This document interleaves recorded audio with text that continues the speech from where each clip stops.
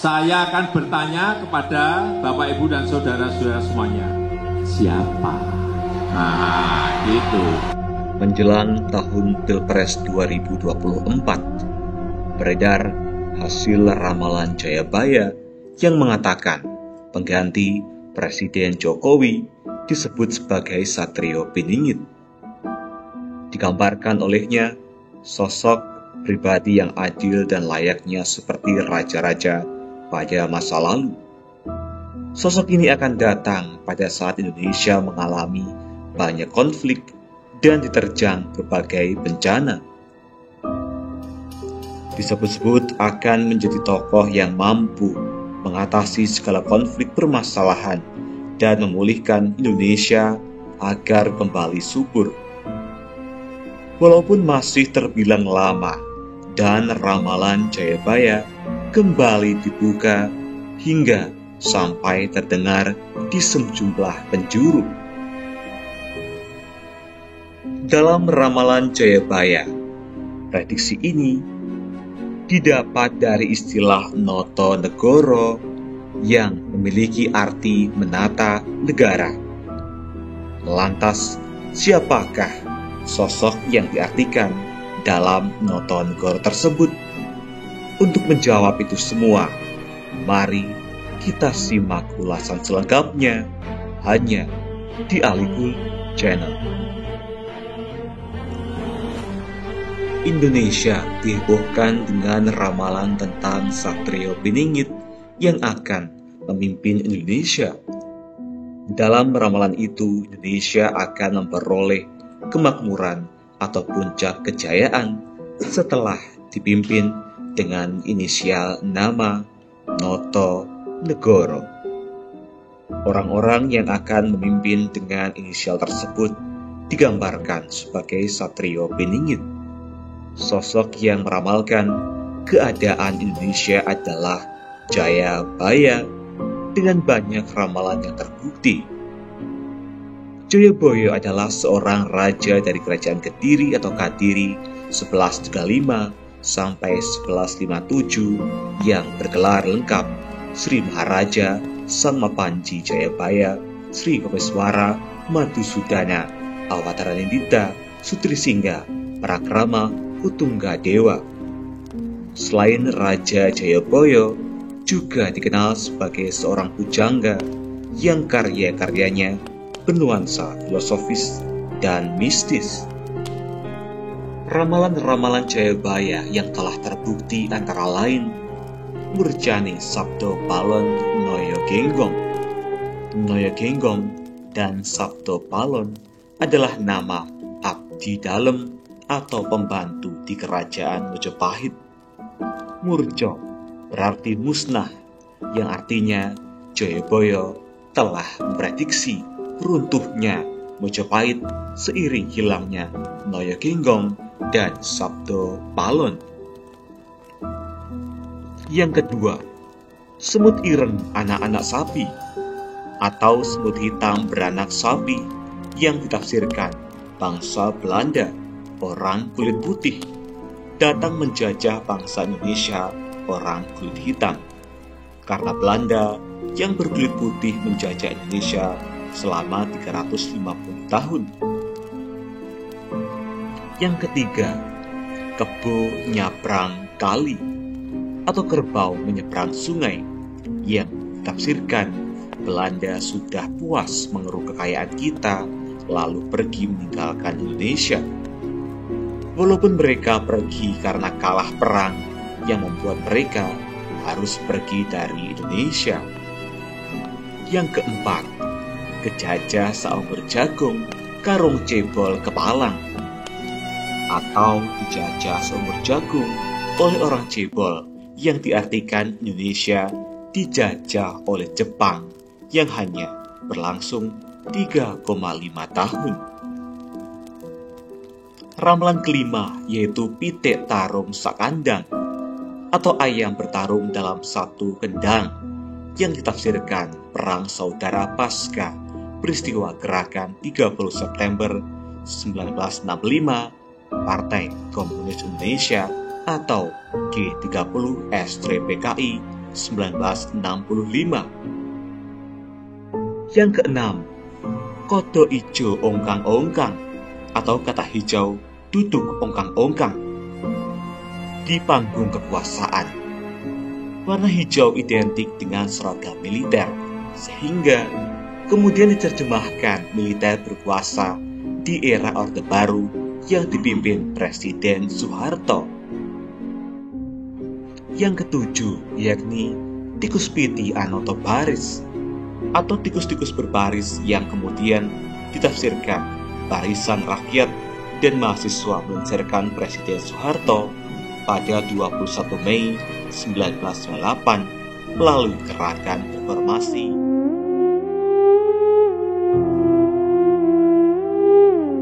Ramalan Jayabaya tentang orang yang akan memimpin atau membawa Indonesia pada kemakmuran memang sudah ada sejak lama. Hal ini karena Jayabaya memerintah kerajaan Kediri sekitar tahun 1135 sampai 1157 Masehi. Noto Negoro sendiri bukanlah nama seseorang, melainkan gabungan dari beberapa pemimpin yang sukses memimpin Indonesia. Sampai saat ini, Indonesia telah dipimpin oleh 7 orang setelah kemerdekaan. Orang-orang yang telah memimpin Indonesia dengan ciri-ciri Noto Negoro adalah sebagai berikut.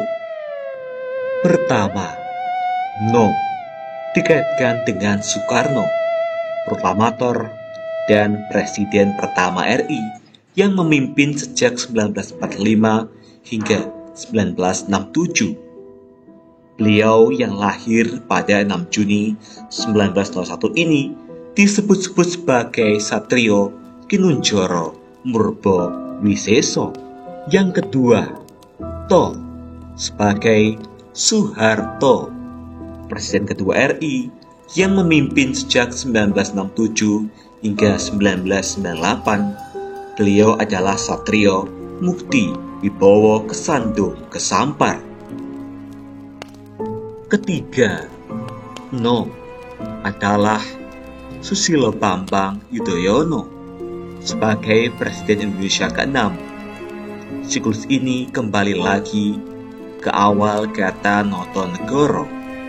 SBY adalah Satrio Pinilih Hamboyong Pambukaning Gapuro gelar kloso tanpa kelinggahi.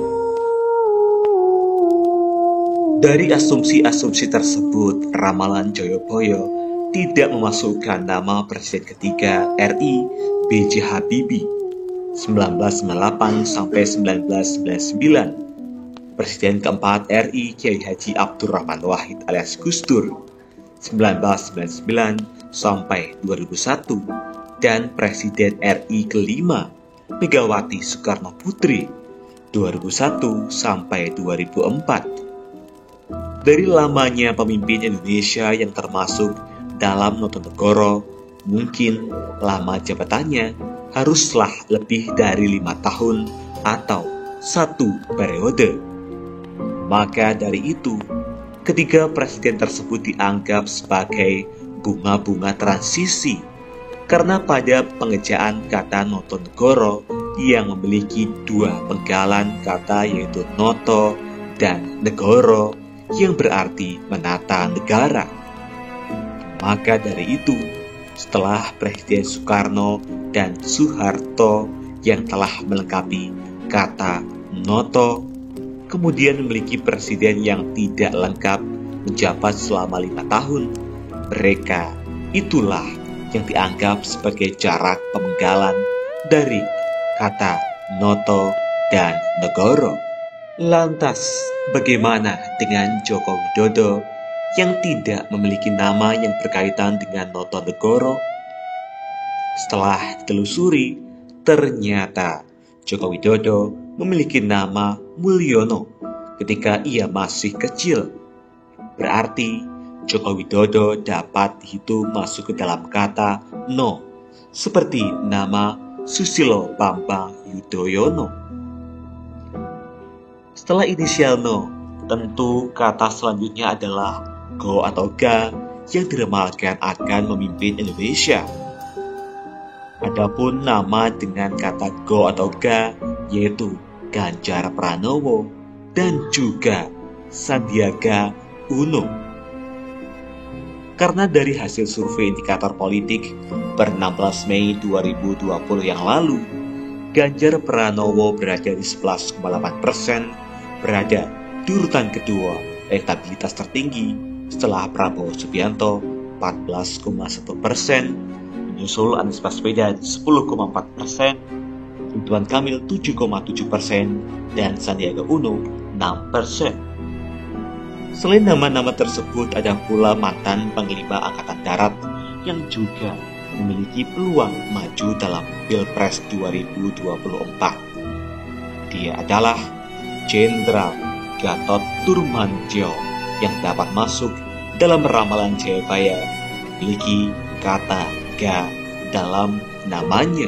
Peluang mereka yang memiliki potongan kata Ga atau Go cukup besar, mengingat bagaimana sepak terjang mereka, di mana Sandiaga Uno adalah calon wakil presiden tahun 2019 sampai 2024 yang berpasangan dengan Prabowo. Walaupun kala itu dia kalah suara melawan Joko Widodo dan Ma'ruf Amin, namun saat ini dia diangkat menjadi Menteri Pariwisata dan Ekonomi Kreatif. Hal ini merupakan langkah besar untuk membuktikan bagaimana kinerjanya dalam pemerintahan. Selain itu, dia juga pengusaha yang sukses dengan usianya yang tergolong masih muda.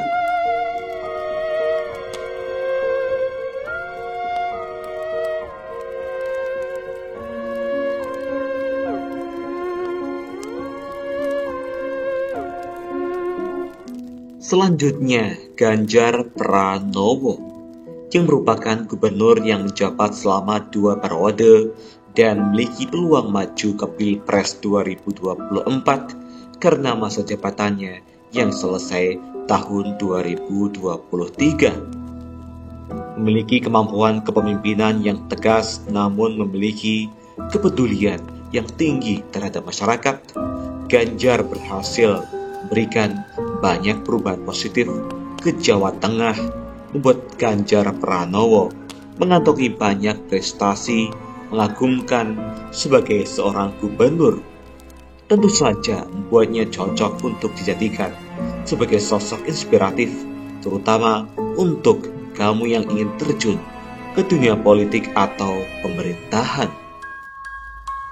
Dan yang terakhir, masuk radar ramalan Jayabaya adalah Gatot Nurmantio yang merupakan seorang jenderal yang dikenal tegas dalam kepemimpinannya. Dalam dunia militer, dia telah banyak mendapatkan penghargaan dalam kepemimpinannya. Walaupun prestasi kepemimpinan dalam militer bukan berarti tidak dapat memimpin pemerintahan, karena kita telah berkali-kali memiliki pemimpin dari militer yang membuat Indonesia dapat dikenal dunia. Gatot Nurmantio mulai dikenal banyak orang karena ketegasannya menyikapi isu-isu tentang PKI yang merupakan partai terlarang. Hal ini tentu mendapatkan banyak dukungan dari masyarakat karena banyak masyarakat yang tidak mau PKI bangkit lagi di Indonesia.